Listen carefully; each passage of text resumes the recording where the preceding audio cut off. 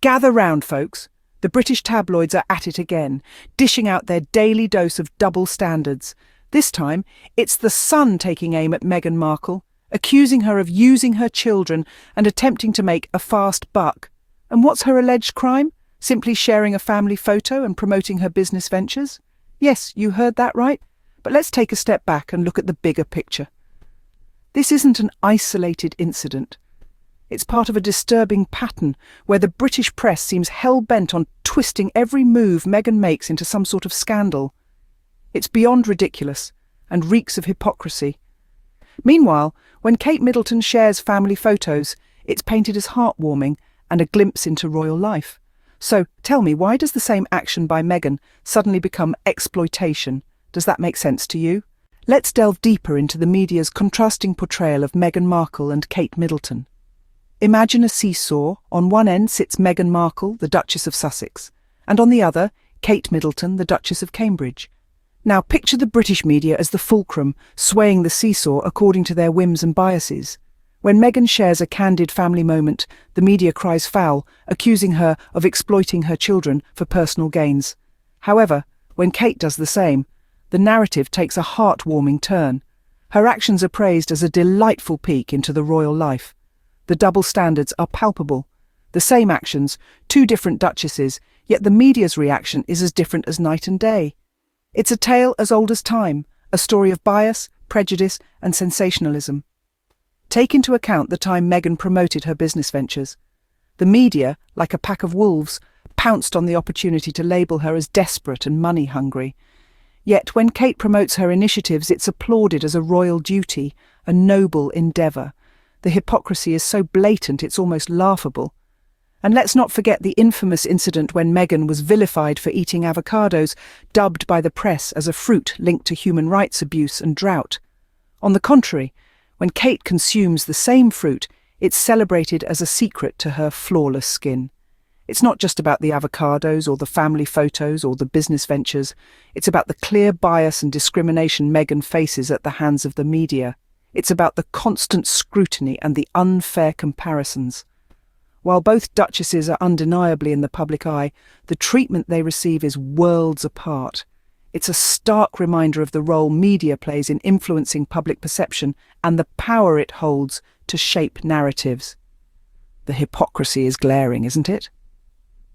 The tale of two duchesses serves as a mirror, reflecting the media's biases and the double standards that persist in our society. It's an unsettling tale, one that leaves us questioning the authenticity of the stories we consume and the narratives we believe. And then, there's the ironic accusation of Meghan and Harry making a fast buck. This phrase carries with it a connotation of unscrupulousness, of greed and avarice, as if to suggest that the couple is exploiting their status for personal gain. But let's examine the facts, shall we? Meghan and Harry made the audacious decision to step back from their royal duties, walking away from the secure and abundant royal funding. They chose to carve out their own path, to earn their own living, and to pay their own way. They took on the responsibility of financial independence, a feat not many can claim, let alone those born into a life of royal privilege. Yet, the narrative spun by the British press paints them as greedy, as if they're making a fast buck. But the irony of this accusation is as glaring as it is ludicrous. For it's not Meghan and Harry who are funded by the taxpayer's dime, but the monarchy itself. Yes, the very institution from which they walked away.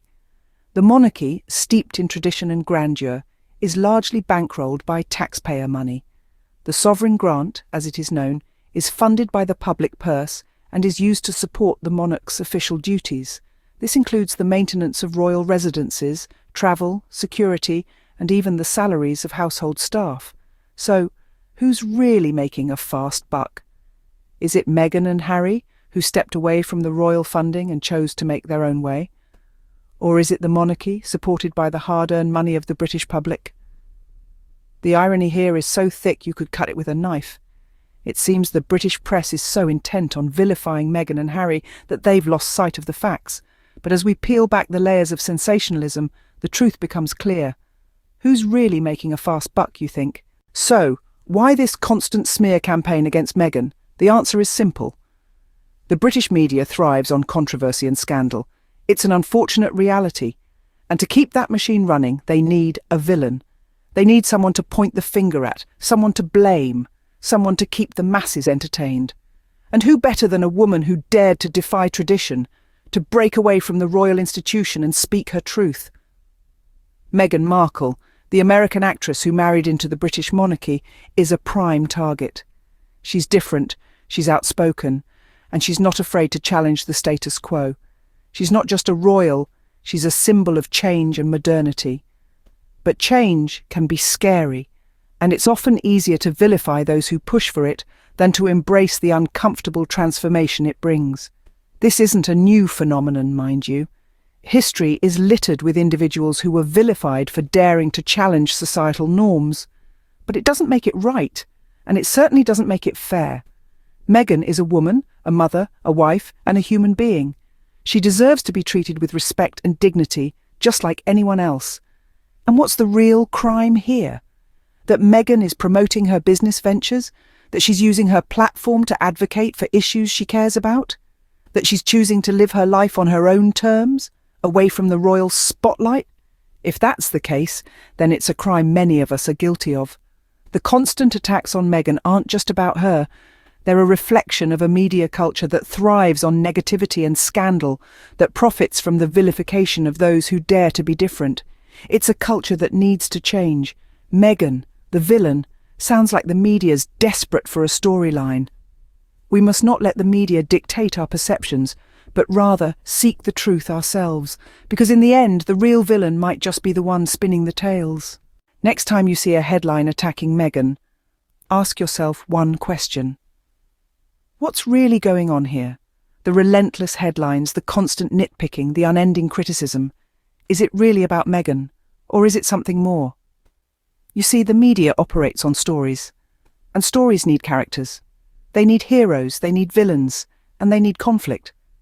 And Meghan, with her independent spirit and refusal to conform to the royal mould, has been cast as the perfect villain. But who's really being played here? Is it Meghan, the woman trying to live her life and protect her family? Or is it you, the reader, being fed a steady diet of outrage and scandal? And let's not forget the ultimate irony. The same media that's so quick to paint Meghan as money-hungry is itself profiting off her name. Every headline, every article, every click, it all adds up to a tidy sum. So who's really making a fast buck here? It's time to take a step back and view the situation with a critical eye. It's time to question the narrative being spun.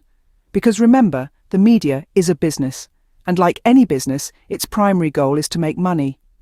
And what sells better than a scandal?